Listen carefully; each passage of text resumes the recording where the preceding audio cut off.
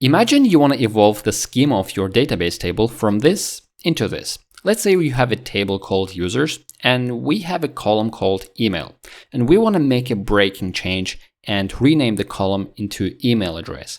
And let's say we also want to add a completely new column called team ID. Now, practically, this should be an easy thing to do with a simple database migration. But depending on the application that you're building, your application might be so mission critical. Let's say your application is responsible for the safety and security of people, and you cannot tolerate even a second of downtime. Now, these applications these migrations are rather called zero-downtime migration. Now, how do you do this? You would do this with something called expand contract pattern. I'm going to teach you how exactly this works in this video. I'm also going to show you some coding examples of how this would look in practice with SQL. And with that said, if you're interested in this type of content that you would normally not find on the internet, make sure to subscribe and please give this channel a like, or this video a like, so that it pushes it to more developers around the world. And with that said, let me give you a good overview of what's happening. Let's say we're using Kubernetes and we have a cluster, and usually our application, let's say, would have version 1, and our schema is also version 1. Version 1 meaning that we are called email, and we will now make some changes, right? So when we do some changes, notice now we have version 2, and we do an update of our pods or application. This is going to be a rolling update, so that we are having some pods that carry the new application, but some of the apps are old and they are still addressing schema version 1 and not 2, meaning every time they're trying to access our database, they're going to receive a 500 error. Now, this is a downtime, right? We don't want to, depending on where they land, maybe their request lands on V2, then this is going to work. But if they access version 1 of our application, they're going to receive an error. And we don't want that. We want to overcome this. And you overcome this with something called expand contract pattern. So what do? This consists of 3 phases.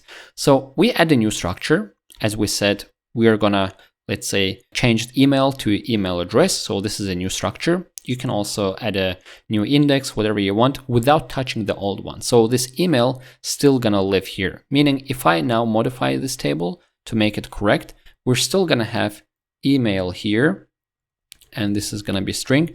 So our new table should look like this. We have email and email address side by side, right? Now, the next point would be add a default or make them nullable if you want. So we're gonna make them nullable because this new email address does not have any default value, and we don't want to have any default value. We're gonna backfill it. And then the next step would be migrate. So we wanna get data into this new structure. Let's say we wanna get some data into this email address field. And how do we do this? Well, we can either make our application write into both old field, so the email and email address, or we have some kind of a job, or actually you can do both at the same time, and it's recommended. We have a backfill job that copies the historical data from this field into this new field, or a column rather. I'm mixing up the vocabulary, so I'm sorry. And last but not least, once you are sure that no one is touching this old field called email, now you can remove it, right? And within the code, it's gonna look something like this. So the very first step is gonna alter the table. So we add a new column, and it's called email address. And imagine we're not doing the following, okay? We're not doing not null because they should be nullable, right? There should be empty values. We're not adding any default because every email is gonna be different for every user, for every row. And we're not adding a new index. We're gonna add a new index once the field or once the table is completely populated, okay? Now the next step is going to be the actually production code. So we're going to have a dual write and read old. What do I mean by that? Every time we update this field, we're going to set the old field called email. So it's going to have a new value, and we're also going to set the value for this email address. So both the old column and the new column. Every time we read, we're still going to read from the email, okay, not the email address. Now the new step. Third step would be the background job, the backfilling job. So we're going to have this command that's going to run as a cron job, and it's going to check all the fields within email and it's going to copy over the data. It's safe to rerun because it only touches the rows where the new column is still unset. And this job is going to run until it updates 0 rows. And this is when we know when to stop. Now, the fourth step is going to be read new, but still dual write. So when we update, we're still updating the email and we're still updating the email address for the update user email. But when we do get user email, we're only getting from the new email address. Okay, this is already the period where we're switching into the new structure. Now, the very important step is called verify.